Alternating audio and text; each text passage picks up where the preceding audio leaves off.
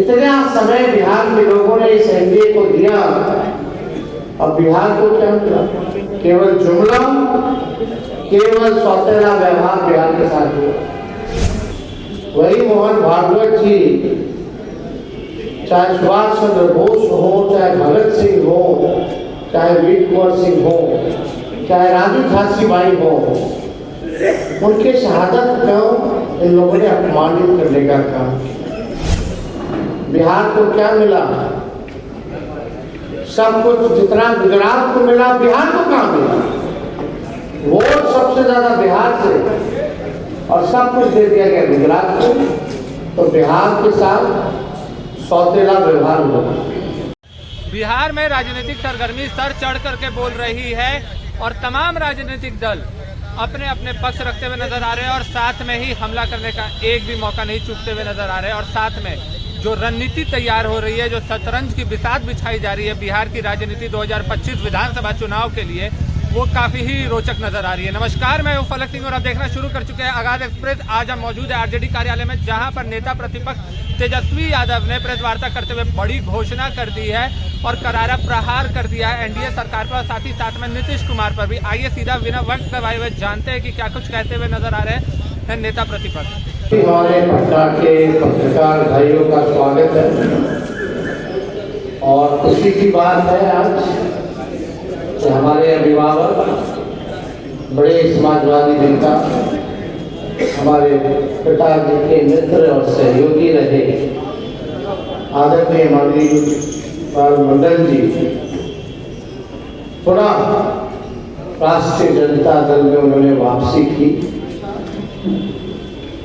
और उनके पार्टी में वापस आने पर मुझे पूर्ण भरोसा है कि सभी सामाजिक न्याय के विचारधारा वाले जो आवाम है, जनता इस निर्णय का स्वागत करेगी और एक समाजवादी विचारधारा को मजबूती मिलेगी। हमारा दल मजबूत होगा, हमारी विचारधारा और मजबूत होगी।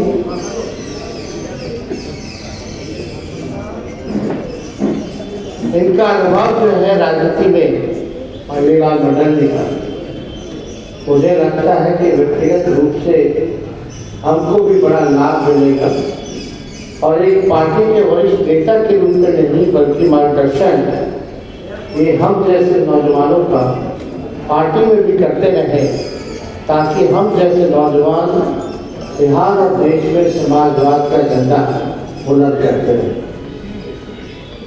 इनका योगदान रहा बिहार की राजनीति में, ये किसी से छुपा नहीं। और एक खुशी है कि ऐसे हमारे अनुभवी समाजवादी नेता जो है पार्टी में हम लोगों का साथ मिला है, साथ आए और पार्टी में जरूर जो है इनको अहम भूमिका पार्टी में भी देगी और अहम जिम्मेदारी भी पार्टी जरूर उनको प्रदान करेगी। और हम लोग सब लोग साथ मिलकर के जो फिरका पर शक्तियां हैं, जो आज आरएसएस जैसा संगठन गांधी जी को अपमानित करता है, स्वतंत्रता सेनानी जितने रहे जिन्होंने देश की आजादी के लिए कुर्बानियां दी, वही मोहन भागवत जी, चाहे सुभाष चंद्र बोस हो, चाहे भगत सिंह हो, चाहे वीर कुंवर सिंह हो, चाहे रानी झांसीबाई हो, उनके शहादत को इन लोगों ने अपमानित करने का काम किया। और उनका बयान भी आया होगा कि देश की आज़ादी, असली आज़ादी कब मिली। तो इन लोगों ने, जो महापुरुषों ने जो देश के लिए कुर्बान हुए, ये क्या उनका अपमान नहीं? रही मोहन भागवत से मैं पूछना चाहता हूँ कि बताइए मोहन भागवत जी, पिछले दलितों को कब आजादी मिलेगी? और आरएसएस का प्रमुख क्या कुछ पिछड़ा और दलित समाज का भी होगा या आदिवासी समाज का होगा, इसका जवाब दीजिए। इन लोगों के देश के आजादी में कोई कुर्बानी नहीं।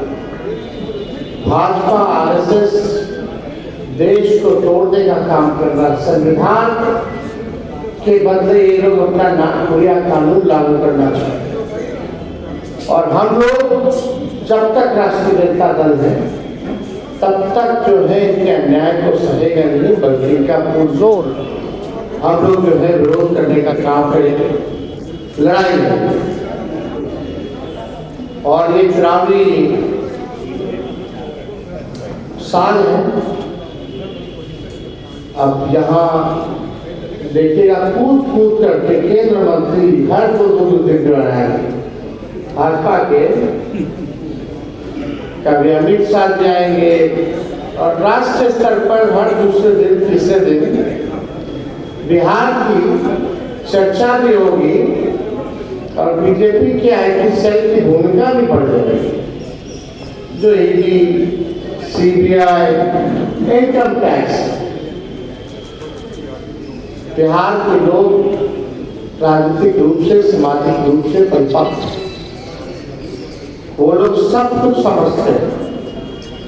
बिहार हिसाब मांग रहा है नीतीश जी के 20 साल का। बिहार 11 साल से जो डबल इंजन की सरकार राज्य में और केंद्र में चल रही है, उसका हिसाब मांग रहा है। कितने केंद्र मंत्री जो बैठे हैं बिहार के, उनसे बिहार के लोग, बिहार की जनता हिसाब मांग लिए। बताओ क्या किया बिहार की? सबसे ज्यादा वोट मिला, सरकार बनाए। 20 साल 11 साल मामूली नहीं होता। इतना समय बिहार के लोगों ने इस एनडीए को दिया और बिहार को क्या मिला? केवल जुमला, केवल सौतेला व्यवहार बिहार के साथ हुआ। हम लोगों की पुरानी मांग रही बिहार को विशेष राज्य के दर्जे को देने की। वही नीतीश कुमार जी कहते थे, दोहराते थे कि बिहार को मिलना चाहिए, हम पद यात्रा निकालेंगे। अब तो वो भी सरकार में बैठे, अब कब मिलेगा, कौन देगा? बिहार को क्या मिला? सब कुछ जितना गुजरात को मिला, बिहार को कहाँ मिला? वोट सबसे ज्यादा बिहार से और सब कुछ दे दिया गया गुजरात को। तो बिहार के साथ सौतेला व्यवहार हुआ। और हम लोगों ने जो आरक्षण की सीमा में बढ़ाई थी, 65% हम लोगों ने किया। सुप्रीम कोर्ट में आज राष्ट्रीय जनता दल भी हम लोग पार्टी बने हुए हैं। इस लड़ाई को हम लोग लड़ रहे हैं। और हम आपको बता दें कि इसमें भारत सरकार हो या बिहार सरकार, ये लोग एकदम नहीं चाहते, इनके वकील बहस नहीं करते, ये चाहते हैं हार जाना। वरना हम लोगों का तो साइंटिफिक रूप से जो है अध्ययन हुआ है भाई, हमारा सर्वे आया है, हमारे पास बेस है और उसी बेस के हिसाब से हम लोगों ने आरक्षण की सीमा बढ़ाई है। तो कोई कैसे खत्म हो जाएगा? तो इसकी लड़ाई हम लोग लड़ेंगे। बिहार विधानसभा में प्रतिपक्ष के माननीय नेता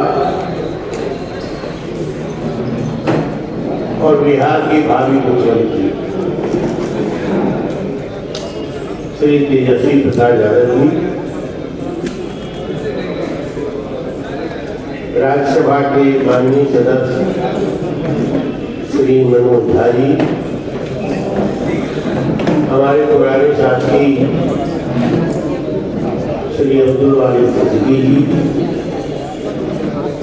श्री उदयनारायण चौधरी जी, श्री विजय कृष्ण जी,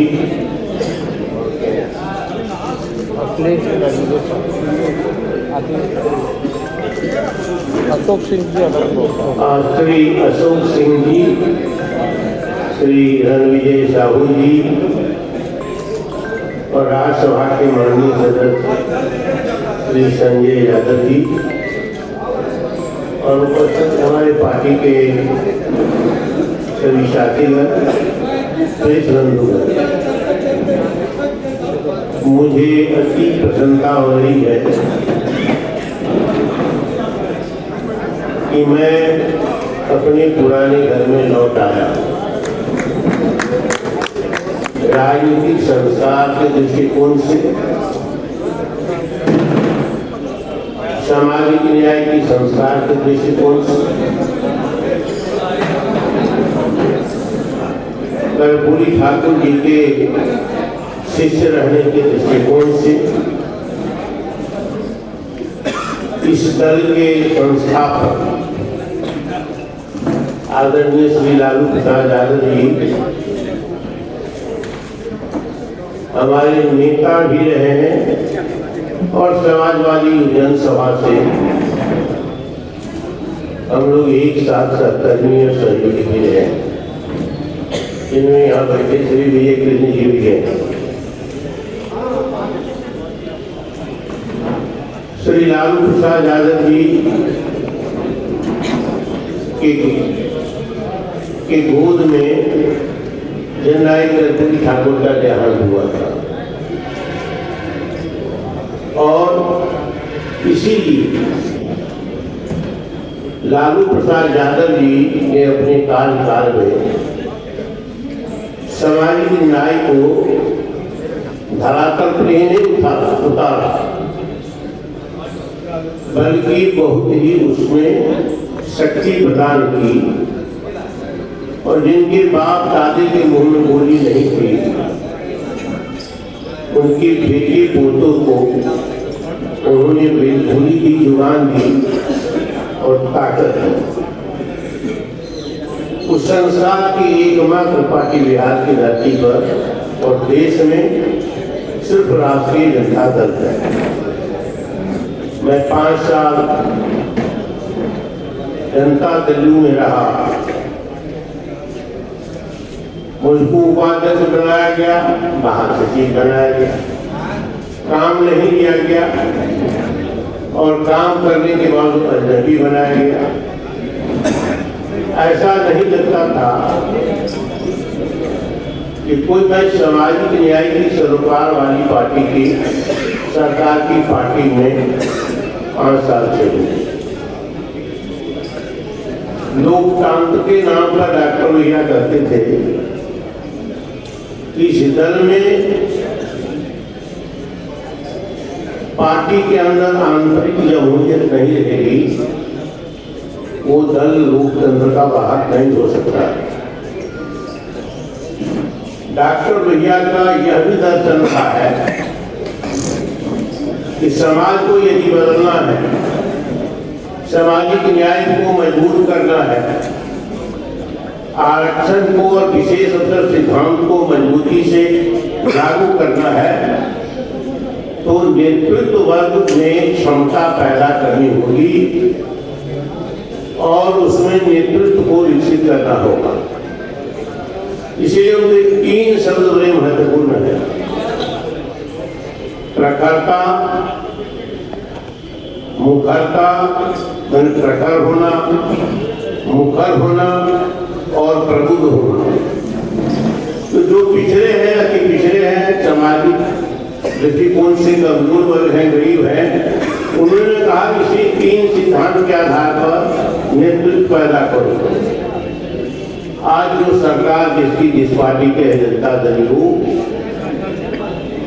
जिसमें मैं दमघुट करके 5 वर्षों तक रहा, उसमें जो प्रखर कार्य करता है, मुखर कार्य करता है, प्रबुद्ध कार्य करता है और खास करके विशेष करके अति पिछड़ा में उन्हें सरकिनार किया जा रहा है, हर स्तर पर मारा जा रहा है। और लस्सा, जिसको डॉक्टर भैया कहता था, लस्सा पैदा होगा, लस्सा के तरह कमजोर लोगों को साटा जाएगा।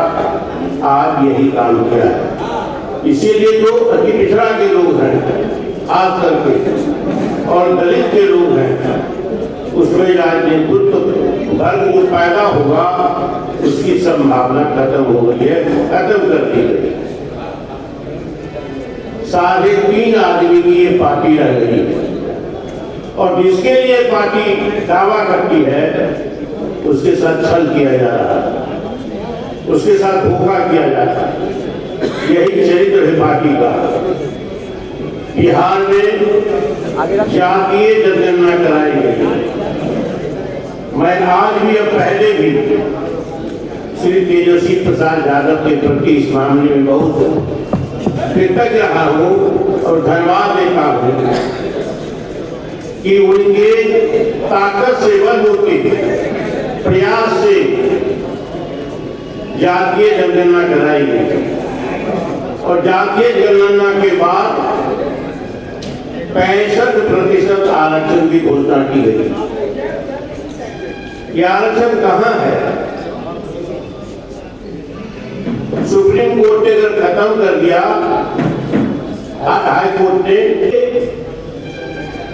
कहा जाता है नीचे ऊपर सरकार एक ही है, 2 टक्के की सरकार है, तो संविधान के 9वीं अनुसूची में डालने के लिए क्या प्रयास हुआ? 50% से आरक्षण कई प्रदेशों में, तमिलनाडु सहित जगह है। और बिहार में जब जातीय जनगणना कराई गई तो अकेले से लिया गया 65% जो आरक्षण दिया गया तो जैसे अकेले से लिया गया। बिहार में जो नौकरियों की संभावना बढ़ी और कहाँ नौकरी छुपी हुई, यह दिखाने का काम श्री तेजस्वी प्रसाद यादव जी ने किया। और जब जनता में खास करके नौजवानों में ये बात घर कर गई कि तेजस्वी प्रसाद यादव जी उप मुख्यमंत्री नहीं होते, सरकार में नहीं आते, तो नौकरी नहीं मिलती। कई लाख 10 लाख लोगों की नौकरी की बात की गई, लेकिन जब तेजस्वी जी का नाम होने लगा बिहार में तो साथ होते चले गए, बाकी अकेले चले जाएंगे। बिहार में नौजवान आज जानते इस बात को, समझते हैं कि तेजस्वी जी के प्रयास से नौकरी मिल रही है। उन्होंने इसके लिए प्रयास किया था, ताकत लाई थी, शक्ति लगाई थी। सरकार काम कर रही है ये बताने का काम किया था। लेकिन एक को हम भूखे नाते, हम अकेले हैं, लेकिन अकेले हैं तो 3.5 आदमी सरकार चला रहे हैं, 3.5 आदमी पार्टी चला रहे हैं।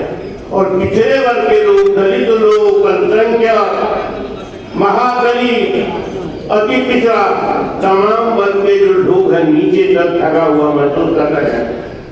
और जो पार्टी के अंदर लोग हैं वो भी समझते कि हम साथ धोखा हो रहा है, छल हो रहा है, क्योंकि पार्टी अब वो असली पार्टी नहीं रह गई जिसका दावा करते हैं नीतीश कुमार। वो पार्टी रह गई 3-3.5 लोग। इसीलिए मैं तय कर लिया कि हम नहीं रहना है। अब मैं नीति को लेकर के, सामाजिक न्याय के सिद्धांत को लेकर के, आरक्षण को लेकर के, जो पिछड़ों का हक बनता है उनको उसको हरने का जो काम किया, उसके लिए लड़ाई लड़ने के लिए मैं अपने पार्टी में लौट जाऊंगा। आज मैं धन्यवाद देता हूँ जिस तेजस्वी प्रसाद यादव जी ने मुझे सदस्यता दी है राष्ट्रीय जनता दल में। एक बात कर करके मैं और बैठा हूँ, जनता समझ रही है, अब ये बात उठ रही है कि जब सामाजिक न्याय की सरकार आती है, लालू प्रसाद यादव की सरकार आई तो कहा गया कि जंगल का शासन हो गया, और जब दूसरे लोगों की सरकार आती है तो राम राज हो जाता है। इसमें पिछड़ों की अल्पसंख्यकों, दलितों का अधिकार छीना जाता है। हम ये जंगली हो गए। लोकतंत्र में कर्पूरी ठाकुर ने कहा था, वोट का राज का मतलब होता है छोट का राज, छोट का मतलब होता है पिछड़ा कि पिछड़ा, अल्पसंख्यक, दलित, महादलित, सदियों से जो वंचित है न्याय के अधिकार से, सम्मान से, उसके लिए सामाजिक न्याय। और जब उसकी सरकार बनती है तो जब चुनाव आएगा तो कहेगा जंगल, बड़े हम जंगली हैं, और दूसरे जो हमको शासन करता रहा वो रामराजी है। इसी की लड़ाई है बिहार में, इसी की लड़ाई होगी। इस बार बदलेगा, सरकार बदलेगी, शासन बदलेगा, राजकाज बदलेगा, और इसी संविधान में जो लड़ाई है तेजस्वी जी की इस लड़ाई में शक्ति देने के लिए, सहयोग देने के लिए, सहकर्मी बनने के लिए मुझको प्रसन्नता है और गौरव महसूस कर रहा हूँ कि मैं राष्ट्रीय जनता दल के अपने घर में परिवार में आ गया हूँ। बहुत बहुत धन्यवाद। लोगों का कोई सवाल हो तो जरूर पूछो। ये अध्यक्ष जी बनेंगे सर मंगनीलाल मंडल जी। मंगनीलाल मंडल जी प्रचार मिश्रा को मौका मिलेगा। देखिए अभी तो हमारा संगठन का सदस्यता अभियान ही चल रहा है। अभी तो चुनाव होगा, ब्लॉक के अध्यक्षों का चुनाव होगा, प्रदेश अध्यक्ष का चुनाव होता है, राष्ट्र अध्यक्ष का चुनाव होना है। अभी तो फिर से जो है पूरा संगठन बनना है। समय आने दीजिए, सारी चीजों को जो है आप लोगों को बता दिया जाएगा, मिल जाएगा। हाँ, लेकिन एक बात है, मंगनीलाल मंडल जी की भूमिका जो है पार्टी में अहम रही।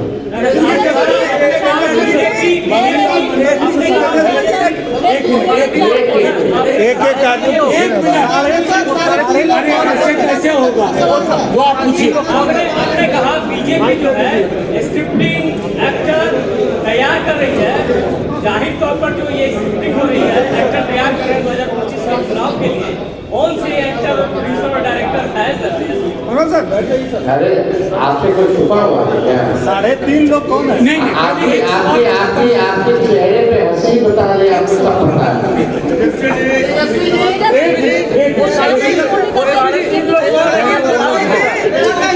अरे भाई साहब जारी करना चाहिए, उनकी मानसिक हालत की जांच होनी चाहिए। प्रशांत किशोर कह रहे हैं कि उनकी मानसिक स्थिति की जांच होनी चाहिए। हम देखिए इस सब पे क्या टिप्पणी करना आप लोग, क्योंकि आपने भी कई बार कहा है। नहीं हमने ये नहीं कहा, हमने कहा कि पता नहीं क्या दवा कौन क्या खिलाता नहीं खिलाता, इसकी बात की चिंता तो होनी चाहिए ना।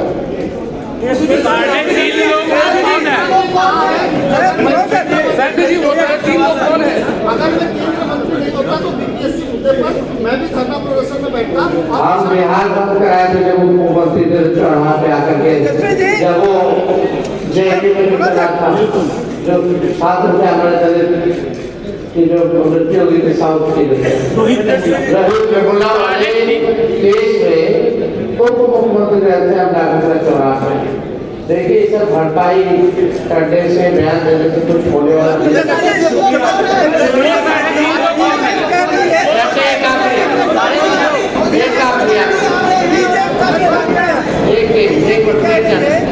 बीजेपी कह रही है कि जैसे 5 कांग्रेस मिलकर भारत जीते थे, वैसे एनडीए के 5 दल मिलकर इस बार 2025 जीते गए।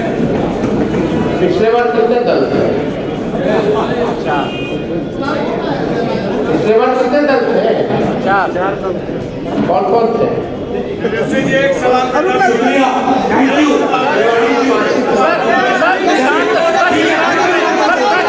जैसा कि आपने देखा और सुना, साफ तौर पर उनका कहना है कि जो नीतीश कुमार है अपने वादों को भूल चुके हैं, अपने वादों पर खरे नहीं उतरे हैं और बिहार की जनता 2025 में उसका जवाब देने जा रही है। साथ ही साथ में उन्होंने अपने किए गए वादे को, चाहे वो माई बहन योजना हो या 200 यूनिट बिजली फ्री हो, वो भी याद दिलाया और आश्वासन दिया है कि अगर उनकी सरकार आती है तो ये तमाम सुविधाएं बिहार की आवाम को मिलने जा रही है। और साथ साथ में उन्होंने एनडीए सरकार पर, या यूँ कहें है सीधा केंद्र में दिल्ली पर प्रहार किया है और साफ तौर पे कह दिया है कि अब बड़े मंत्री आएंगे और यहाँ पर बिहार की सियासत संभालेंगे। और साथ ही साथ में नीतीश कुमार के जो मानसिक स्थिति और हाईजैक हो गए हैं कुमार, ये लगातार जो कटाक्ष करते हुए एक बार फिर से तेजस्वी यादव नजर आए हैं। जुड़े रहे हमारे साथ, देखते रहे आगाज एक्सप्रेस। धन्यवाद।